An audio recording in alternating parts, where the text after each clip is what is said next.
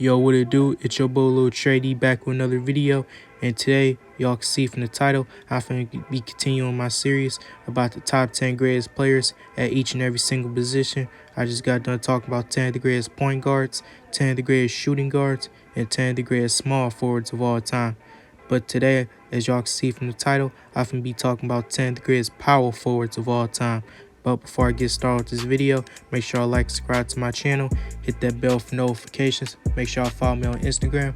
The link's down below in the description box. And without further ado, let's kick things off at number 10. And to start us off, we got Pau Gasol. Now, Pau Gasol, he's definitely one of the most skilled bigs in NBA history, as Pau Gasol was a decent playmaker at his position, as he could pass out the post. He was definitely a great passer at his position, and he was able to extend his game later on in his career.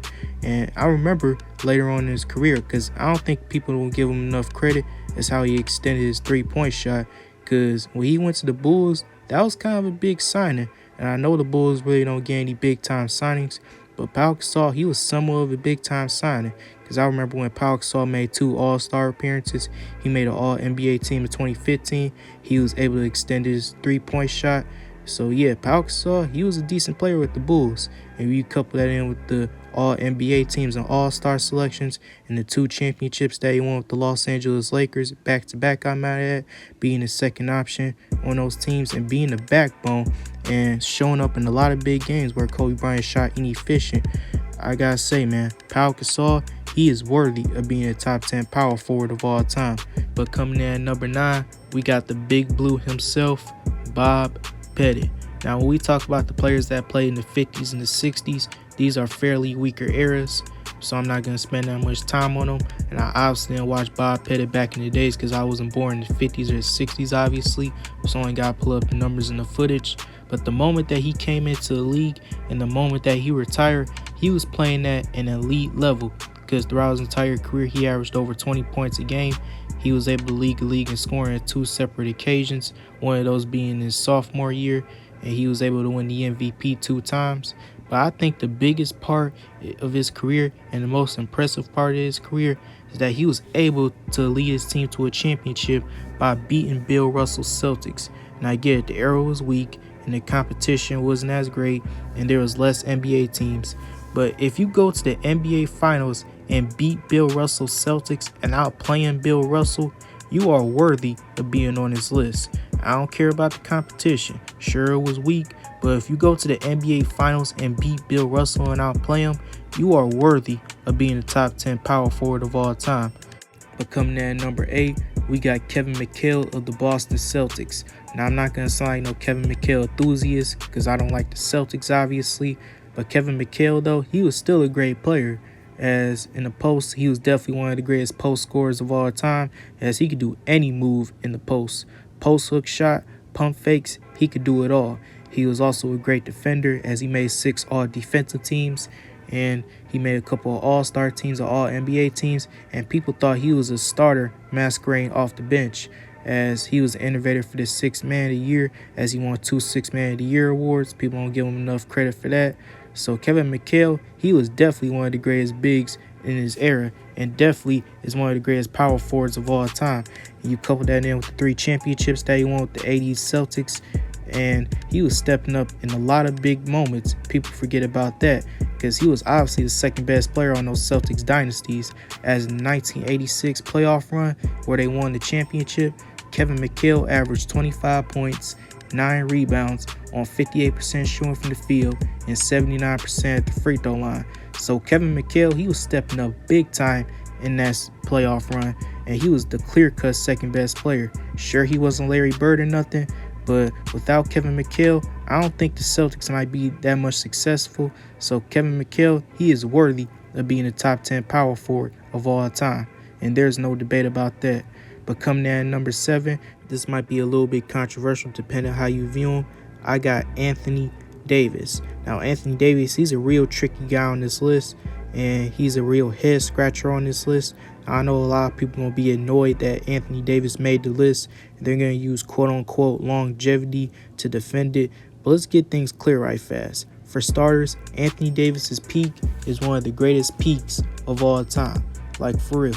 What he was able to do as actual ability, where he's fully healthy, at his own peak, where he's still at his peak at this very day, because he's only 28 years old, and the guy's not even 30 yet. And the other guys above him, what they were able to do on the court is what Anthony Davis has been able to do on the court. So don't give me no Kevin McHale's greater than Anthony Davis. He was never as great as Anthony Davis was. You could couple in the fact that he's one of the greatest defenders of all time, despite him not having Defensive Player of the Year, which a couple of the guys on this list has. And sure, he doesn't have an MVP.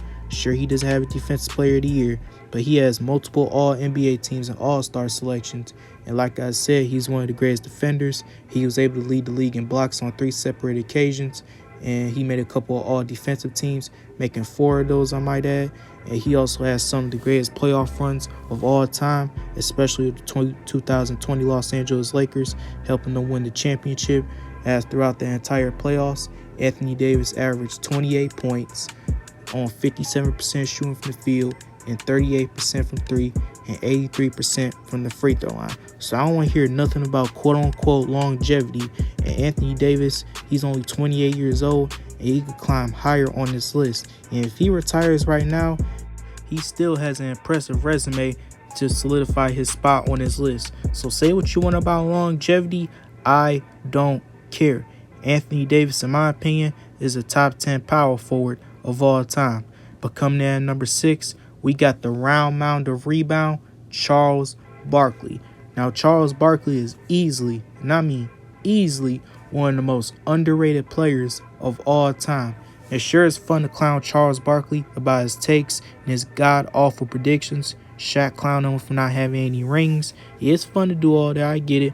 But people forget that Charles Barkley was a really, really good NBA player. Like, I'm talking about a guy that averaged 25 and 12 in his sleep.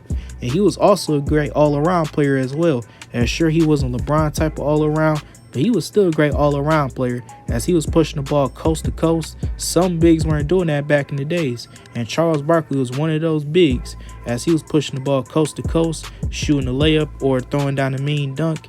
And this was the same guy that was going back and forth with Michael Jordan in the 1993 NBA Finals, as Charles Barkley had an all-time great series, averaging 27 points a game and 13 rebounds on 47% shooting from the field and 75% at the free throw line. It took Michael Jordan averaging 41 points a game to put Charles Barkley away. And if Jordan would have never done that, Charles Barkley probably could have had a ring, and we could have talked about him being top 15 to 20 player of all time. But nonetheless, Charles Barkley was still a great player, as he was a great rebounder, especially at his size, as he was a 6'6" guy, grabbing those many rebounds. He even led the league in rebounding, I might add. He was also a decent playmaker as well, as he had a couple of seasons averaging 5 assists a game. So he was a great passer, especially at his position. So yeah, Charles Barkley, he was a true basketball phenom. Like, he could do anything on the court, like, for real. And if he would never ran into Michael Jordan in the NBA Finals, where he could put a little bit of effort on the defensive side of the ball, we probably could have looked at Charles Barkley as a different NBA player. He probably could have been higher on this list, but 6 the highest I could put him. But moving on to the top 5 to kick us off at number 5, unfortunately, I have Karl Malone. We all know who Karl Malone is, 14-time NBA All-Star, Utah Jazz legend. But you all know why I said unfortunately. To be honest, I just don't like Karl Malone, to keep it real. The guy like little kids, so great player though, 2-time MVP, but let's move on. But moving on to number 4, we got Kevin Garnett, the big ticket himself. Now, this might be a real controversial spot on this list, because this 2 through 4 spot is a real tough spot. Like, for real, I could wake up in the morning, my mind could be changed real soon, because this 2 through 4 spot is a real tough spot. Because who's ever the second greatest power forward of all time, you could choose between these 3. Like, for real, it's really close because they got the same amount of accomplishments. But let's go over why I got KG as the 4th greatest power forward of all time. Kevin Garnett, easily one of the greatest players of all time, and is easily one of the greatest defenders of all time. You can make the argument that he is the greatest defensive player of all time. The way he's versatile, he can switch on the perimeter. He was also a great rim protector. that some handful of guys in NBA history could do that. And speaking how great he was on the defensive side of the ball, some of his defensive efforts carried on to Boston. And not only did he make a couple of all-defensive teams, he is one of the 2 guys on this list to capture Defensive Player of the Year. On the offensive side of the ball, I think he's one of the most skilled players on this list as well. As sure as numbers don't show, but offensively, he was elite as well. As sure as numbers didn't show, but the film that I was watching and the games that I was watching back in the days, KG, he was an elite offensive player as he was contributing at a high level outside of shooting the 3-ball, obviously, as he was a good mid-range shooter. He was a great post scorer. He was good at driving to the rim. He was also a great passer and playmaker as position, as he could pass out doubles, he could pass out the post. He was also a decent ball handler as well, as he could create off the dribble. He could also create for others as well. So KG, he was really ahead of his time, and his efforts helped create unicorns of guys like Kevin Durant, Giannis, Anthony Davis, Nikola Jokic, Joel Embiid, and Kristaps Porzingis, the modern-day bigs. And back in his days, Kevin Garnett was one of those guys. And as far as peak goes, Kevin Garnett is easily, and I mean easily, a top 10 peak of all time. Like, for real. What he was able to do in that 2004 season in his first stint in Minnesota was just insane. And for his intensity, he's also known as one of the greatest leaders of all time, especially with his trash talk. So KG, he is worthy of being the top 5 power forward of all time. But why can't I have him any higher? I ain't gonna lie, Kevin Garnett in his prime was either losing in the first round or not even making the playoffs. And it's not just that he's losing in the first round. He was going up against other players as position that was just straight up outplaying him. Like, for real. And I got a perfect example. I could go to the 2002 series against the Dallas Mavericks, where in that series, Kevin Garnett averaged 24 points and 19 rebounds, solid, but he shot 43% from the field, and it's not like he didn't have help. He had Chauncey Billups and Wally Sturtevant averaging 22 and 20 points a game. Meanwhile, Dirk Nowitzki, the guy he was matched up against, averaged 33 points, 16 rebounds on 53% shooting from the field and 73% from 3 and 89% at the free throw line. It's really insane how much Dirk outplayed him in that series. And fun fact, the Timberwolves got swept that series. Repeat, swept. And I could go to multiple series of other players that were just straight up outplaying Kevin Garnett. And I can even go to the Portland Trailblazers series where he shot below 40% from the field. He got outplayed by Rasheed Wallace as well. So Kevin Garnett, he was getting outplayed by other players at his position. And he missed the playoffs 3 straight years in the middle of his prime. I'm sorry, I'm not going to give him a real excuse for that. As sure he didn't have the team. But if you were that good, you should at least made the playoffs one time, especially if you have 3 chances in a row. And if your peak is a top 10 peak of all time, you should at least made the playoffs once.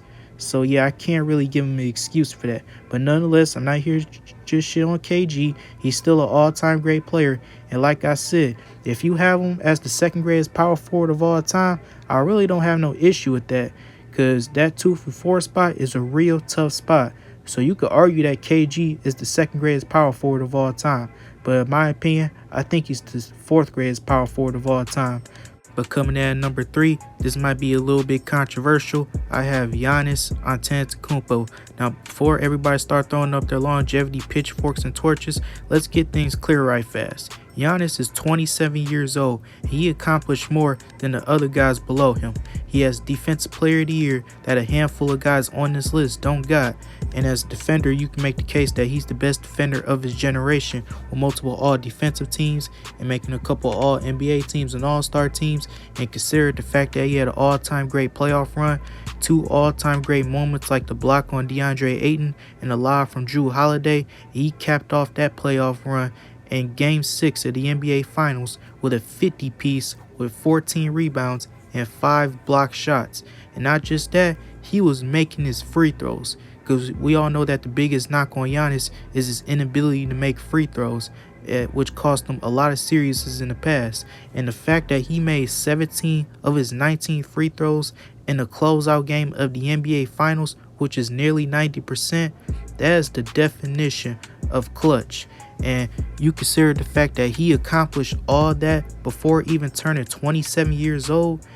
If he retires right now, he has a resume that a lot of the guys below him does not have and doesn't have anything to say. I don't care about longevity. You can shove that down your throat all you want, but in my personal opinion, I don't see why Giannis is not a top 3 power forward of all time. Because with a resume like that, that is worthy of being a top 3 power forward of all time. Like, for real. But coming in at number 2, we got the one and only Dirk Nowitzki of the Dallas Mavericks. Now, Dirk, in my opinion, is one of the most underrated players of all time, because I don't think Dirk gets enough credit for how he played the game. I think a lot of people are used to seeing older Dirk because he relied on his skill and his three-point shooting, his mid-range shooting.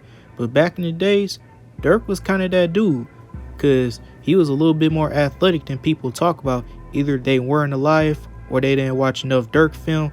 But Dirk, he was a little bit athletic. I'm not saying he wasn't Zion Williamson or nothing, but he could really do it all on the offensive side of the ball, as he could drive to the rim, he could throw down a dunk, like he could do it all offensively. And when you talk about one of the most influential players of all time, Dirk's name definitely has to be up there, because he revolutionized three-point shooting for big man, because that's the reason why you see guys like Nikola Jokic, Joel Embiid, I can even throw in Kevin Durant, 7-footers with the able to extend their three-point shot.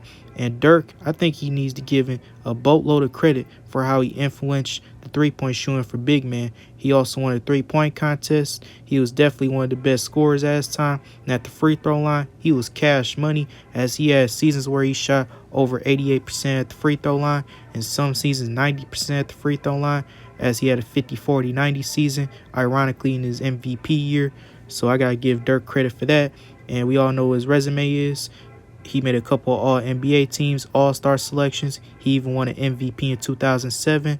But the icing on the cake has definitely got to be the 2011 NBA playoff run. And in my opinion, I think that's the greatest ring of all time. I ain't gonna lie. Over the years, a lot of Miami Heat fans try to shill in that ring to try to take the credit away from Dirk and talk about how great that team was for real. But I'm finna be the first one to break that down.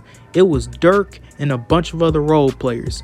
And as great as those role players played in key moments, whether it was three-point shooting, defense, or rebounding, they were role players. Dirk was the obvious best player on that team. He was the obvious superstar, and he was the obvious closer for that team, because people did not expect the Mavericks to go that far. People didn't even expect them to get out the second round, much less win the NBA championship. Like, they gave up on the Mavericks a long time ago because of their past failures in the 2000s. Rather, it was blowing a 2-0 lead against the Miami Heat in 2006, losing to an 8th seed Golden State Warriors team in 2007, and Dirk's MVP year, by the way. People just gave up on the Mavericks, and they was like, they will never win an NBA championship. But Dirk proved his doubters wrong. In the first round, they faced the Portland Trail Blazers. They were favored, fine. But in the second round, he beat the Los Angeles Lakers, who were coming off back-to-back championships and 3 straight finals appearances. Not only did he beat them, but he swept them. And then the Western Conference Finals, going up against the Oklahoma City Thunder, who had Kevin Durant, Russell Westbrook, and James Harden, he beat them in 5 games. And then the NBA Finals, a series that they weren't favorable in any way, shape, or form, he beat them in 6 games, all in their primes. LeBron James, Dwayne Wade, and Chris Bosh. It was Dirk, Jason Terry, Tyson Chandler, Jason Kidd, JJ Barea, Shawn Marion. Does that sound like a great cast? No, it was Dirk and a bunch of other role players. And yes, Jason Terry had a great final series, but it was a great final series of his standards. The guy didn't even average 20 points a game. Dirk was the obvious superstar, he was the obvious closer, and when his team needed him the most, he stepped up. So Dirk, in my opinion, I think that's the greatest ring of all time. And the fact that he didn't need a super team to win his first and only championship, that's crazy impressive. And in my opinion, I think Dirk is the second greatest power forward of all time. But coming in at number 1, was there really any question? It is the big fundamental himself, Tim Duncan. Now we all know who Tim Duncan is. We all know who his resume is. 5-time NBA champion, 3-time Finals MVP, two-time MVP back-to-back, I might add. He's also known as one of the greatest defenders of all time. You can make the argument that he is the greatest defender of all time. As on the offensive side of the ball, I don't think Duncan gets enough credit because he was a little bit more skilled than people talk about, as he could do it all on the offensive side of the ball outside of three-point shooting, like I said, for Kevin Garnett.